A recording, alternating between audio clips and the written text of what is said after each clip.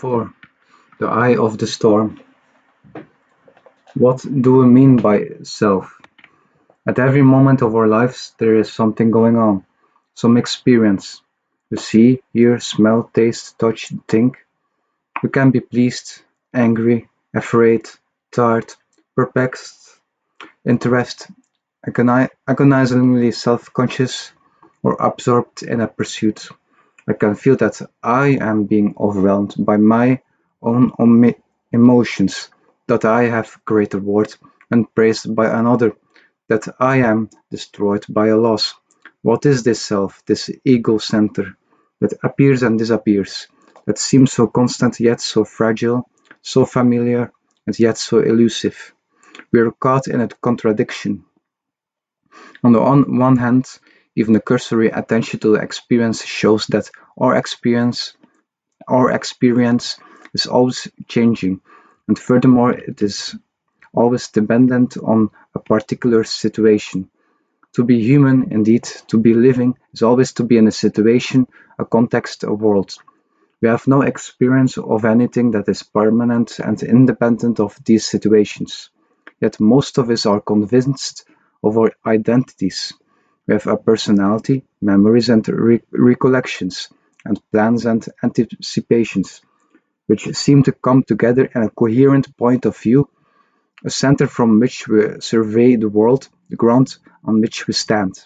How could such a point of view be possible if it were not rooted in a single, independent, truly existing self or ego? This question is the meeting ground of everything in this book: cognitive science, philosophy, and the meditative tradition of mindfulness awareness. We wish to make a sweeping claim. All of the reflective traditions in human history, philosophy, science, psychoanalysis, religion, meditation have challenged the naive sense of self. No tradition has ever claimed to discover an independent, fixed or unitary self within the world of experience. Let us give the voice for this to David Hume's famous passage: "For my part, when I enter most intimately into what I call myself, I always stumble on some particular perception of or other, or heat or cold, light or shade, love or hatred, pain or pleasure. I never can catch myself at any time without the perception. I never can observe anything but the perception." Such an insight directly contradicts our ongoing sense of self. If this contradiction, the incommensurability of the outcome of reflection and experience that has provoked us on the journey in this book, we believe that many non-Western, even contemplative traditions and all Western traditions deal with this contradiction simply by turning away from it, refusing to confront it, a withdrawal that can take one of two forms. The usual way is simply to ignore it. Hume, for example, unable to find the self as he reflected in his study, chose to withdraw and immerse himself in a game of backgammon. He resigned himself to the separation of life and reflection. Jean-Paul Sartre expressed this by saying that we are condemned to a belief in the self. The second tactic is to postulate a transcendent self that can never be known to experience, such as the Atman of the Upanishads or the transcendental ego of Kant. Non-contemplative traditions, of course, can just not notice the contradiction. For example, self-concept theory of psychology. The major and perhaps only tradition that we know that directly confronts this contradiction and that has spoken to it for a long time arose from the practice of mindfulness awareness meditation. We have already described mindfulness awareness practice as a gradual development of the ability to be present with one's mind and body, not only in formal meditation but in the experiences of everyday life. Beginning meditators are usually amazed at the tumultuous activity of their mind as perceptions, thoughts, feelings, desires, fears, and every other kind of mental content pursue each other endlessly like a cat chasing its tail. As the meditators develop some stability of mindfulness awareness so that they have periods where they are not constantly, to use traditional images, sucked into the whirlpool or thrown from a horse, they begin to have insight into what the mind as it is experienced is really like. Experiences they notice are impermanent. This is not just the leaves fall, maidens winter, and kings are forgotten type of impermanence, traditionally called gross impermanence, with which all people are hauntingly familiar, but a personal penetrating impermanence of the activity of the mind in itself. Moment by moment, new experiences happen and are gone. It is a rapidly shifting stream of momentary mental occurrences. Furthermore, the shiftiness includes the perceiver as much as the perceptions. There is no experiencer, just as Hume noticed, who remains constant to receive experiences. No landing platform for experience.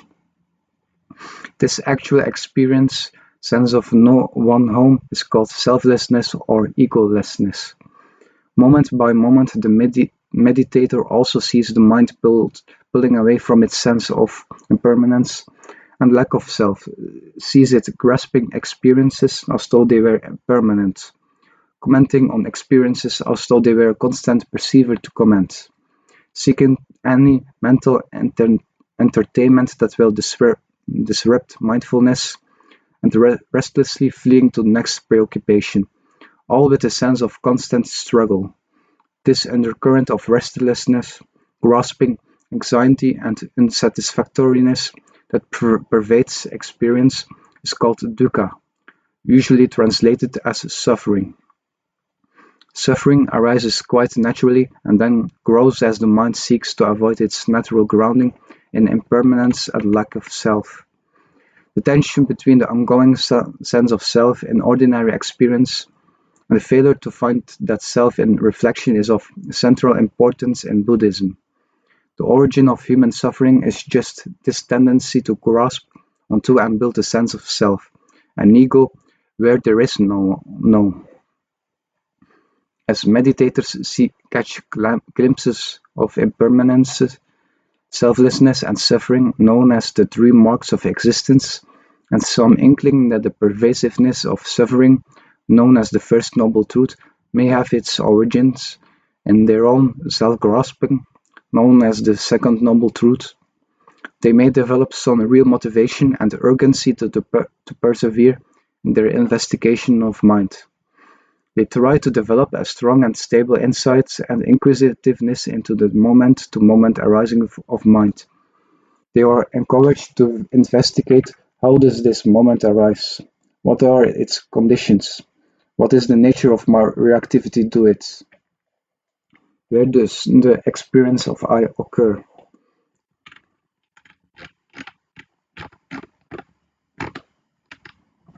The search for how the self arises is thus a way of asking what and where is mind in a direct and personal way. The initial spirit of inquisitiveness in these questions is actually not unlike Descartes' meditations, though this statement might surprise some people, since Descartes has received such bad press these days.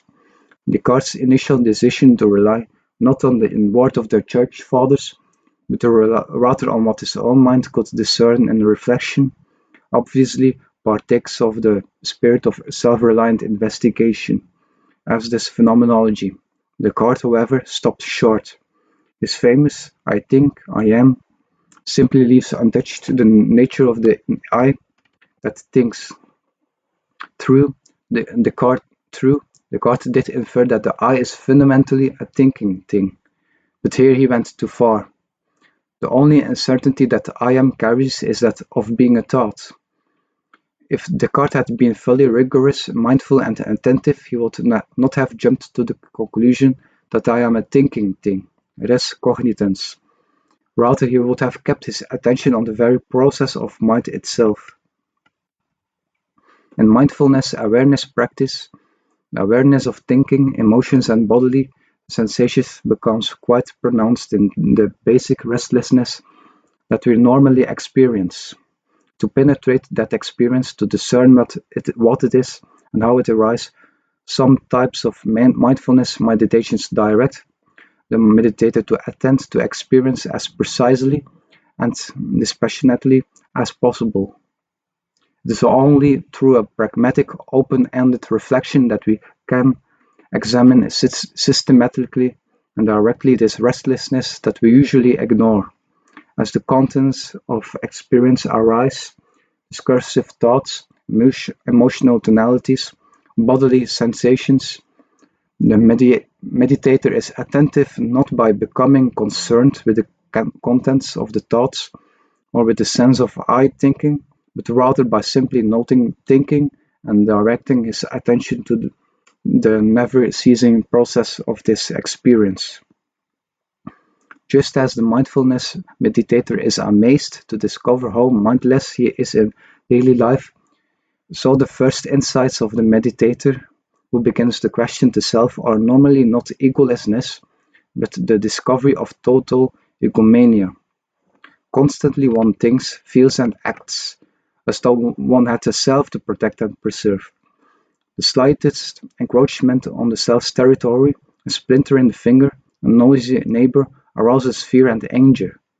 The slightest hope of self-enhancement, gain, praise, fame, pleasure, arouses greed and grasping. Any hint that the situation is irrelevant to the self, waiting for a bus, meditating, arouses boredom. Such impulses are instinctual, automatic, pervasive, and powerful. They are completely taken for granted in daily life. The impulses are certainly there, constantly occurring, yet in the light of the questioning meditator, do they make sense? What kind of self does he think he has to warrant such attitudes? The Tibetan teacher Tsultrim Gyatso puts the dilemma this way: to have any meaning such as a self has to be lasting, for, for if it perished every moment, one would not be so concerned about what was going to happen to it the next moment. It would not be one's self anymore. Again, it has to be single. If one had no separate identity, why should one worry about what happened to one's self any more than one worried about anyone else? It has to be independent, or there would be no sense in saying, I did this, or I have that. If one had no independent existence, there would be no one to claim the actions and experiences as its own. We all act as if we had lasting, separate, and independent selves that it is our constant preoccupation to protect and foster. It is an unthinking habit that most of us would normally be most unlikely to question or explain. However, all of our suffering is associated with this preoccupation. All loss and gain, pleasure and pain arise because we identify so closely with this vague feeling of selflessness that we have. We are so emotionally involved with and attached to this self that we take it for granted. The meditator does not speculate about the self. He does not have theories about whether it does or does not exist. Instead, he just trains himself to watch how his mind clings to the idea of self and mind, and how all his sufferings arise from this attachment. At the same time, he looks carefully for that self. He tries to isolate it from all his other experiences, since it is the culprit as far as his suffering is concerned. He wants to find it and identify it. The irony is that however much he tries, he does not find anything that corresponds to the self. If there is no experienced self, then how is it that we think there is? What is the origin of our self-serving habits? What is it in experience that we take for a self?